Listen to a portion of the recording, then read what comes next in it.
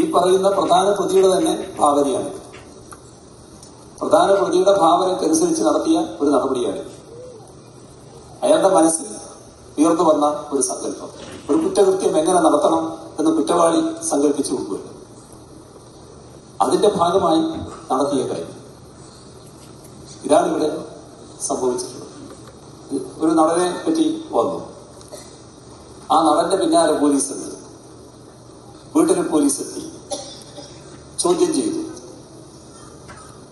എല്ലാം നുണകളാണ്. സിനിമാ ലോകവുമായി ബന്ധപ്പെട്ട് അനാവശ്യമായ ഒരു ചിത്രം സൃഷ്ടിക്കാൻ എന്തിനാണ് ഒരു ശ്രമം നടന്നത്?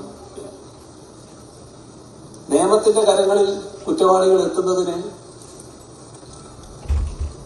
ആരും തടസ്സം നിൽക്കാൻ പാടില്ല. സാധാരണക്ക് ആ വഴി സ്വീകരിക്കാൻ പാടില്ല. കുറ്റവാളികൾക്ക് രക്ഷയൊരുക്കിയവരുണ്ടാവും.